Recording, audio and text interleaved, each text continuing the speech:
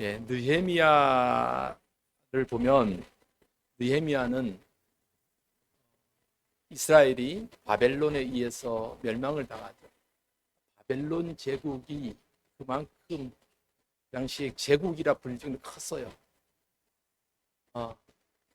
이 바벨론 제국이 이후에는 메데 파사 제국에 또 흡수된단 말이에요. 우리가 잘 알고 있는 페르시아 제국. 이 페르시아 제국이 얼마나 강했는지 몰라요.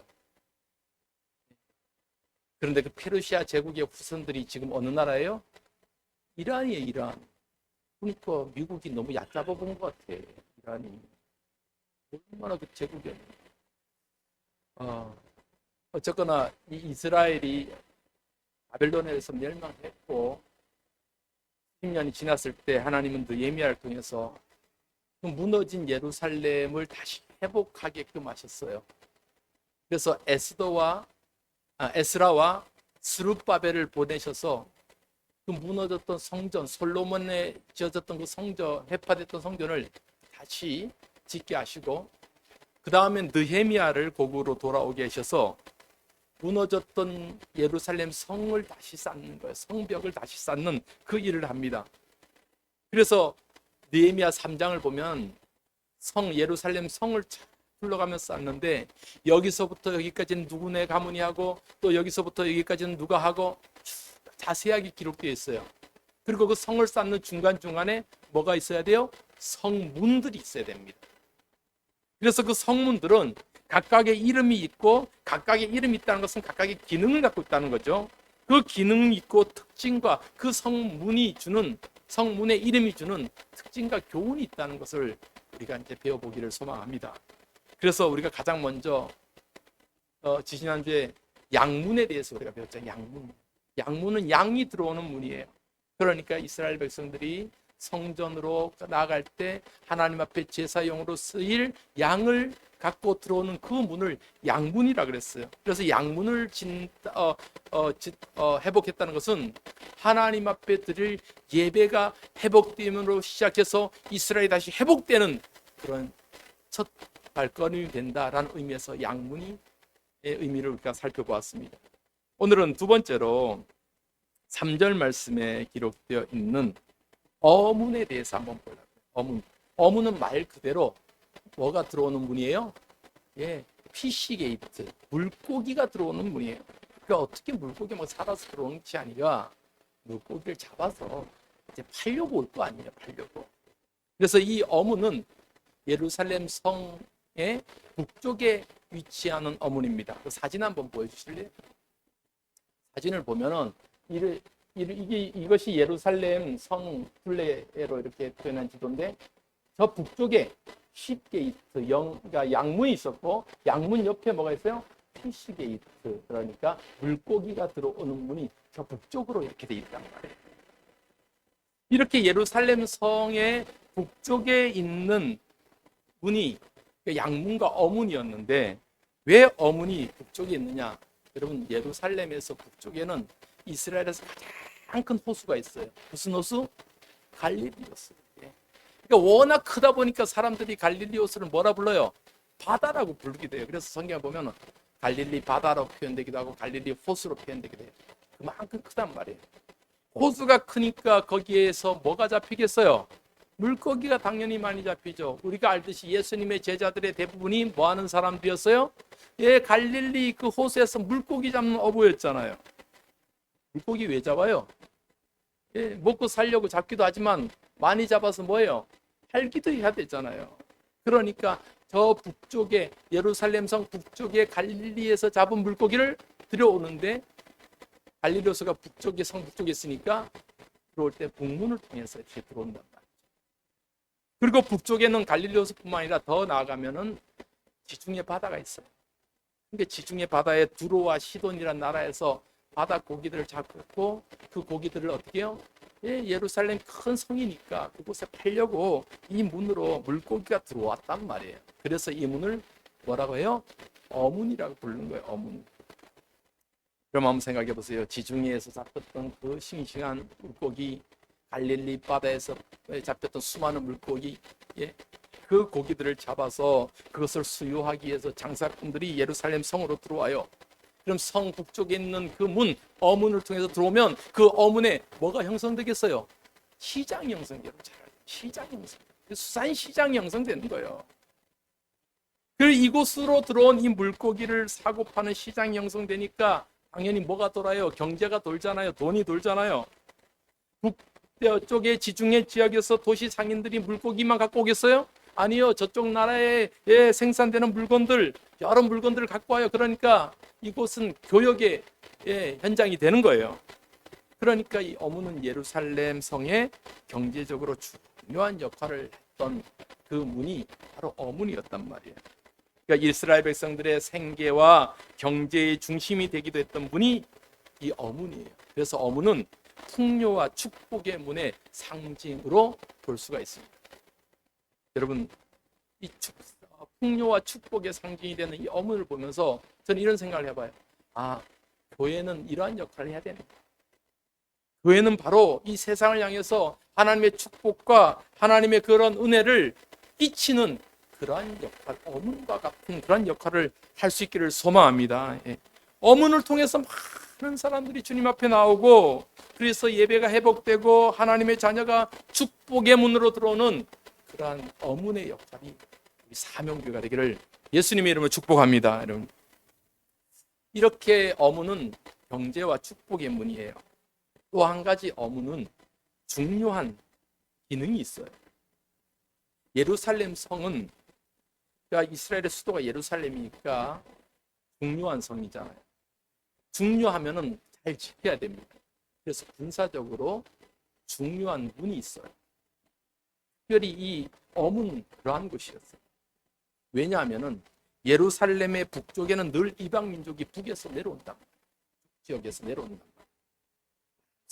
그렇고, 그러니까 성 중에서 늘 그 외세의 침입으로부터 막아낼 수 있는 문은 어떻게 해요? 강해야 된다.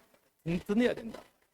그래서 북쪽에 있는 어문은 그러한 역할을 감당해야 돼요. 여러분, 아마 수원에 가면 수원 화성이 있잖아요. 참 지금도 정약용의 그런 설계도에서 복원이 잘 돼갖고 한 바퀴 둘러보기도 좋고 잘 이제 조성되어 있습니다. 문들이 있잖아요. 성의 성문들이 있잖아요. 어느 쪽 문을, 동서남북 중에 어느 쪽 문을 든든하게 더 강하게 했을까요? 어디 쪽 문을요? 수원에서는 어디서 자꾸만 넘어왔어요? 일본에서 왜군들이 자꾸 올라온단 말이에요. 남쪽 문이 제일 든든해요. 왜? 왜군들이 올라오면 수원을 통해서 한양으로 바로 들어가니까 남쪽 문은 제일 튼튼하게 만들 수밖에 없는 것은 외세의 침략으로부터 견뎌내야 된단 말이에요. 마찬가지로 예루살렘에 있는 북쪽 문들은 그런 경제적으로 중요했지만 군사적으로도 매우 중요한 방어의 문이 된다는 것을 우리가 기억해야 됩니다. 든든해야죠. 예루살렘 성을 지켜내야 된단 말이에요. 그러한 의미에서 이 어문은 백성들의 안녕을 지키고 안전을 지키는 그런 의미를 담고 있습니다. 여러분, 우리 신앙도 마찬가지잖아요. 우리의 삶도 늘 외부로부터 공격하고 위험으로부터 공격하는데 잘 지켜내야 되잖아요. 특히 성도들은 어떻게 해요? 세상의 권세가, 사단의 권세가 성도들을 공격해요? 안 공격해요? 베드로후서 말씀 보면 공격한단 말이에요. 우는 사자처럼 늘 우리를 공격한단 말이에요. 그러나 여러분, 그러한 공격에서 나의 힘으로만 이겨낼 수 있을까요? 내 힘으로만 지켜낼 수 있을까요? 내 삶도 그렇고 내 가정도 그렇고 내 사업장도 그렇고, 여러분, 우리의 힘으로만 지켜낼 수 있어요? 지켜줘야 돼요. 하나님. 믿습니까? 누가 지켜줘야 돼요? 하나님이 지켜줘야 돼요. 할렐루야. 확실하게 대답하세요, 여러분. 여러분의 삶을 누가 지켜줘야 돼요? 시온인 대답 안 하나. 여러분의 가정을 누가 지켜줘야 돼요? 이 교회, 우리 사명교회 누가 지켜줘야 됩니까? 하나님이요. 이 나라 대한민국 누가 지켜줘야 됩니까? 하나님이요. 믿습니까, 여러분? 하나님이 지켜야 돼요. 그 말씀을 시편 기자는 이렇게 고백하고 있습니다. 자, 시편 127편 1절 시작. 여호와께서 집을 세우지 아니하시면 세우는 자의 수고가 헛되며 여호와께서 성을 지키지 아니하면 파수꾼에 깨어 있음이 헛되도다. 예. 여호와께서 집을 세워주지 않으면 내 집으로는 헛될 수밖에 없어요. 여호와께서 성을 지키지 않으면 아무리 성이 잘 지어졌다도 우리가 파수꾼들이 깨어 있어도 헛될 수밖에 없어요. 결국은 누가 지켜야 돼요? 하나님이 지켜야 돼요. 할렐루야. 하나님이 지켜야 돼요. 여러분, 이 어문의 역할은 바로 그러한 기능이 있습니다. 우리의 가정과 우리 교회와 우리 나라와 민족을, 어문을 하나님께서 지키시는 그러한 축복이 있기를 주님의 이름으로 축원합니다. 예. 이 어문은 그러니까 물고기가 들어온 문이에요. 축복과 번영을 상징하는데, 여러분, 성경에서 이 물고기라는 것은 그런 의미를 갖고 있어요. 그러니까 축복과 신앙의 상징을 갖고 있는 것이 물고기예요. 물고기. 우리가 대표적으로 예수님의 사역을 보면 참 물고기와 연관된 그런 기사들이 많이 있습니다. 앞서도 말씀드렸지만 예수님이 사역하실 때, 사역을 시작하면서 여러 사람들을 제자로 부르시잖아요. 그 제자들의 대부분은 어디 출신? 갈릴리 어부 출신이란 말이죠. 갈릴리에서 물고기 잡는 사람들이었어요. 대부분은.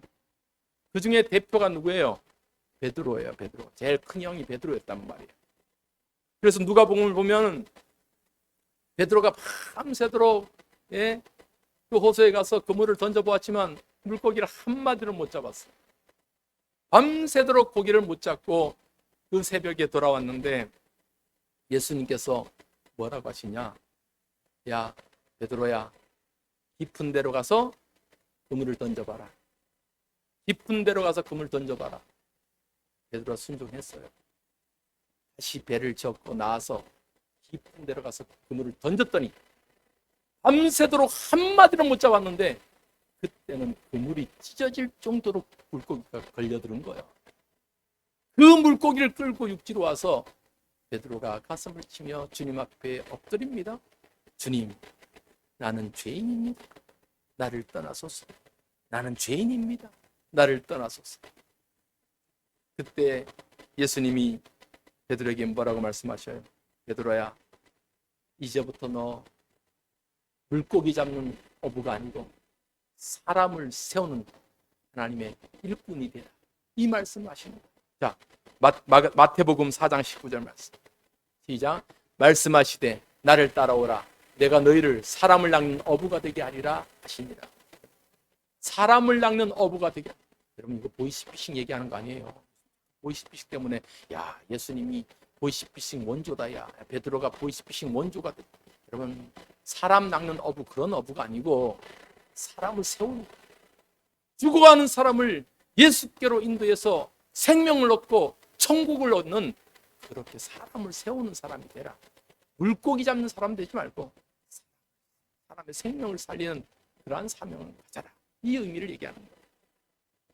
이처럼 예수님과 제자들 관계 속에서도 물고기가 늘 등장합니다.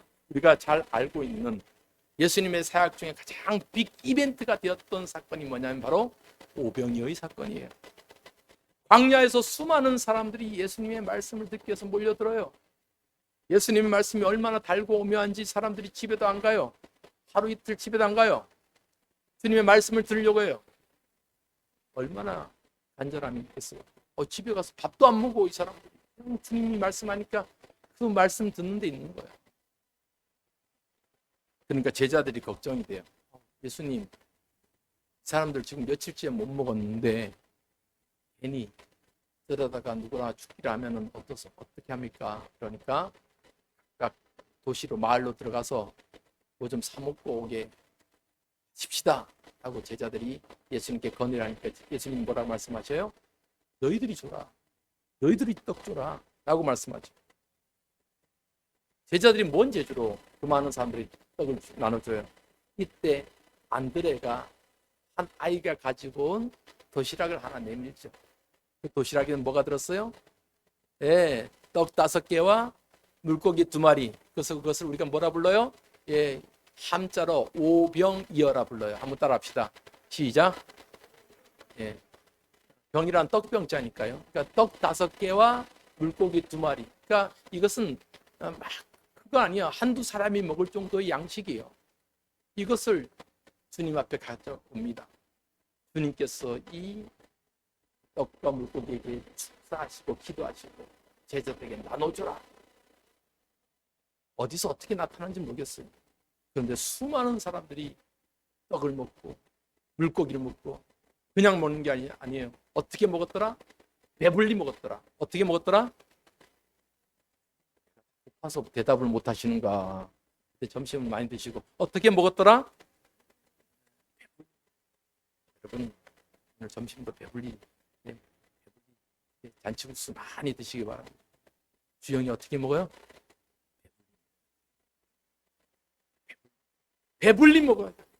오병이어사. 그래서 남은 그렇게 먹고 남은 강주리가 몇 강주리예요? 12강주리가. 자, 누가복음 9장 16절로 17절 말씀.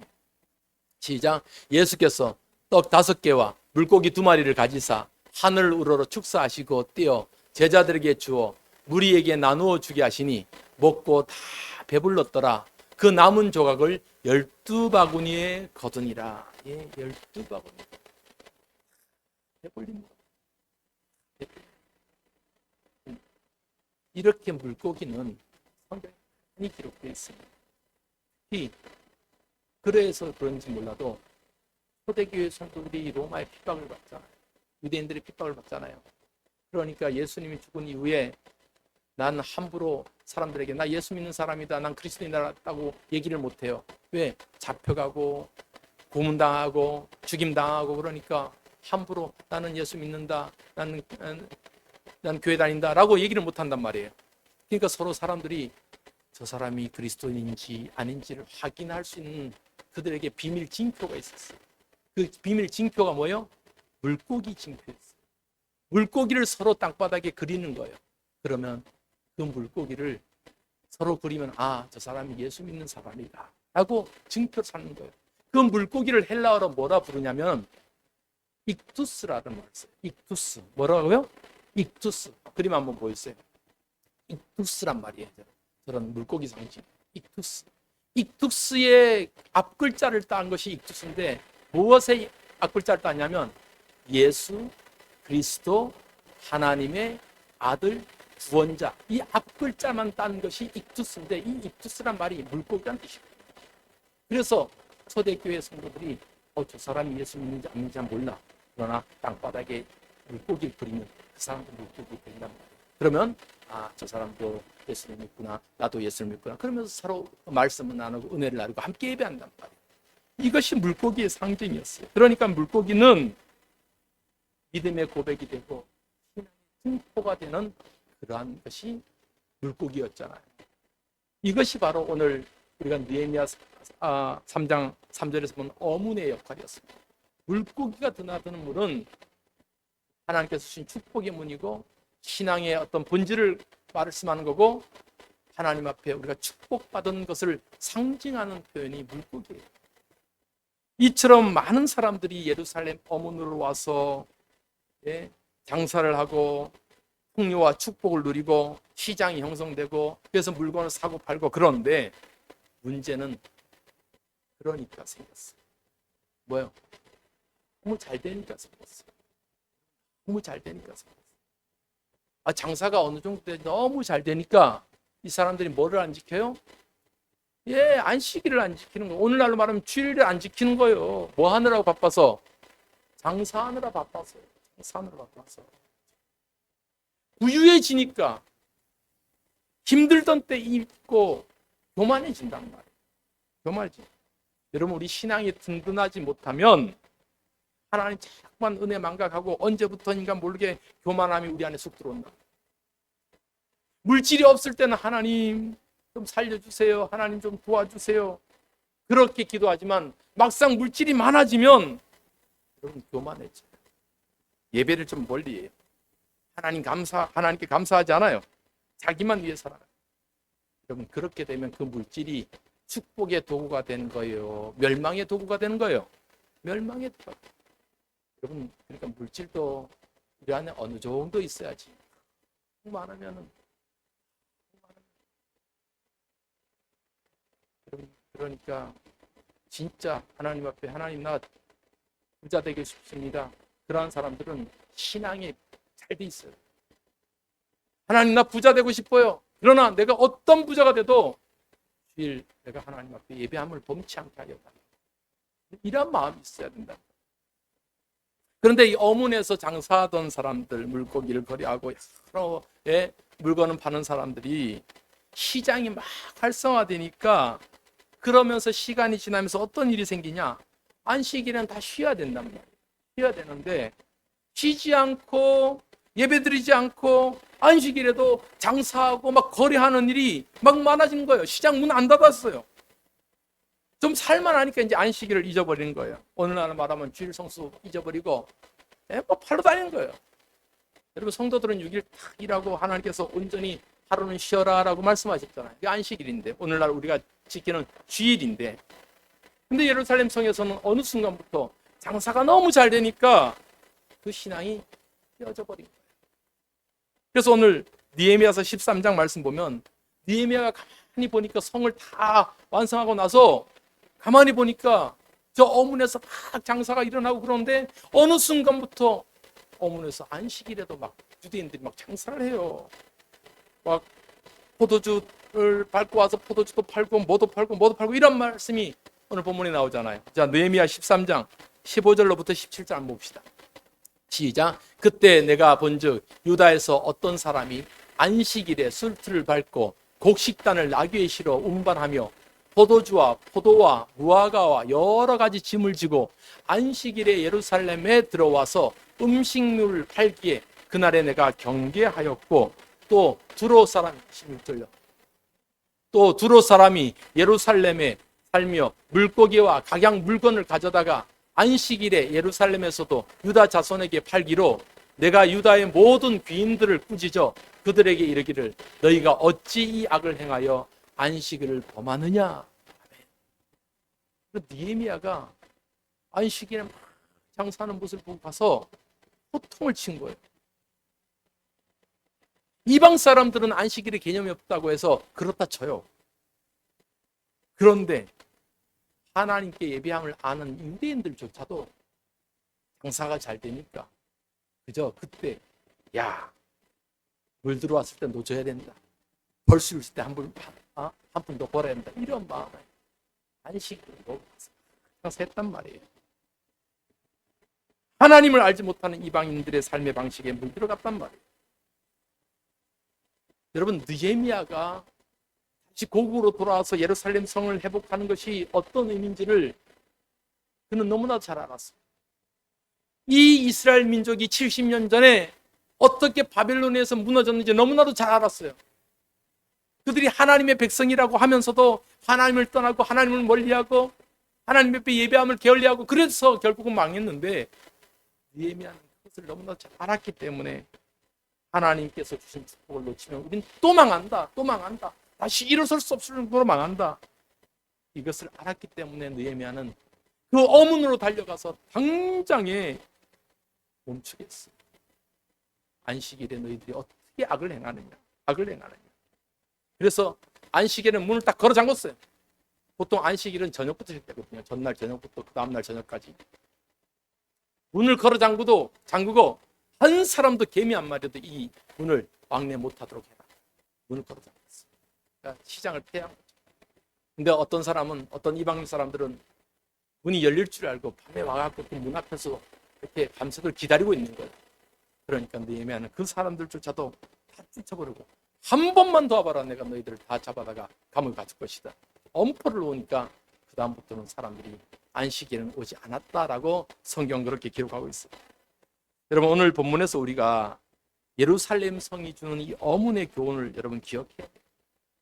그럼 어문은 축복의 문이에요. 저 북쪽에서 갈릴리에서 지중해에서 잡은 수많은 이 물고기가 예루살렘으로 들어오면서 백성들이 얼마나 풍요해져요. 여러 나라의 물건들이 이 예루살렘으로 들어오니까 얼마나 삶이, 경제가 활성화되냐 말이에요. 뿐만 아니라 저 북쪽에서 이방 민족이 공격해 올 때 가장 먼저 방어해야 될, 안전을 지켜야 될 문이 바로 어문의 역할이었단 말이에요. 여러분, 저는 오늘 교회가 이 어문의 역할을 할 수 있어야 된다고 생각합니다. 세상을 향해서 하나님의 축복의 영향력을 펼치는 이 어문의 축복이 교회가 되어야 된다고 생각해요. 반기독교적인 사상과 성경적이지도 않은 거짓되고 엉터리 사상들이 만연해 있을 때 이러한 것으로부터 성도들을 지켜내야 하는 든든한 어문과의 역할을 누가 해야 돼요? 교회가 해야 될 줄 믿습니다, 여러분. 사단마귀는 수시로 교회를 공격하고 성도들 넘어지게 합니다. 그럴 때마다 교회는 든든하게 이 어문의 역할을 잘 감당해야 될 줄 믿습니다. 그러기 위해서는 교회는 이 예배의 본질을 놓치지 말아요. 예배의 삶이 중심이 돼요. 교회는 절대로 극히 일부의 교회처럼 여러분 정치화돼서 안 돼요. 정치화돼서 안 돼요. 또 여러 이권과 물질 때문에 교회가 무너져서도 안 된단 말이에요. 교회는 세상을 향해서 하나님의 축복의 통로가 될 수 있기를 축복합니다. 여러분, 성도들의 삶을 윤택하고 세상의 위협으로부터 성도들을 지켜내야 되고, 이것이 예루살렘 성문 중에서 어문이 주는 의미다. 사랑하는 성도님들, 오늘 본문의 말씀을 깊이 묵상하면서 우리 사명교회가 어문의 역할을 잘 감당할 수 있기를 축복합니다. 예배의 본질을 놓치지 않고 우리를 축복하신 하나님의 은혜를 결코 잊지 않고 늘 감사와 찬양이 넘치고 그곳에 활기가 넘치고 그곳에 감사가 넘치고 그것을 통해 수많은 사람들이 은혜 받고 하나님의 사람으로 거듭나고, 그러한 삶의 모습, 결국은 교회가 세상을 향해서 축복의 통로가 되는 그런 은혜가 있어요. 여러분, 우리 모두가 축복의 통로가 되기를 소망합니다. 옆에 사람 보십시오. 우리 서로 축복의 통로가 됩시다. 인사합시다.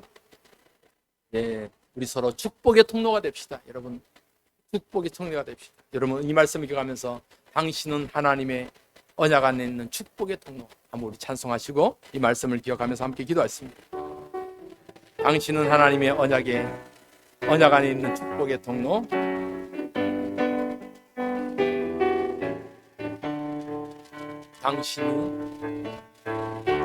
당신은 하나님의 언약 안에 있는 축복의 통로. 당신을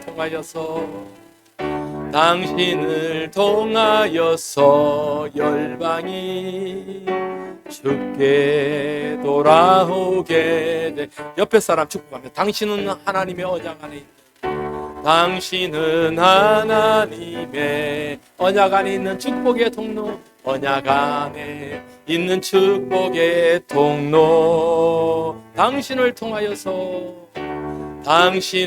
통하여서 열방이 주께 예배하게 되리. 우리 같이 한번 오늘 말씀을 기억하면서 예루살렘 성중의 어문은 중요한 역할을 합니다. 축복의 통로가 됩니다. 이러한 모습처럼 우리 사명교회도, 이 땅의 교회들도 세상을 향해서 축복의 통로가 되는 그러한 역할을, 어문의 역할을 잘 감당하게 하여 주옵소서. 우리 삶이, 우리 교회가 그런 어문의 역할을 감당하게 하여 달라고 하나님 앞에 간절한 마음으로 함께 합심해서 기도하시겠습니다. 하나님 아버지, 고맙고 감사합니다. 오늘 말씀 기억하면서 우리가 기도합니다. 하나님, 어문은 축복의 상징이었습니다. 풍요의 상징이었습니다. 하나님, 안전의 상징이었습니다. 하나님, 이 땅의 교회들은 그렇게 되기를 소망합니다. 풍요로워져서 우리가 절대로 교만하지 않고 아버지는 자랑하지 않고 하나님 앞에 늘 겸손한 모습으로 이 세상을 향해서 축복의 통로로서의 그런 삶을, 그런 아버지 하나님 축복을 잘 나누어 주시는 그런 우리 사명교회가 될 수 있도록 역사하여 주옵소서. 오늘도 이 말씀처럼 어문의 축복이 우리 사명교회 가정마다 성도들마다 그들 가운데 있게 하여 주시옵소서. 감사합니다. 하나님, 이 어문의 축복을 기억하면서 우리 사명교회가 세상을 향해서 또 우리 성도들을 지켜내는 그러한 귀한 역사, 또 하나님의 축복을 잘 전달하는 축복의 통로로서 잘 세워지는 우리 사명교회, 또 우리 성도들 되게 하여 주옵소서. 예수님의 이름으로 기도하옵나이다. 아멘.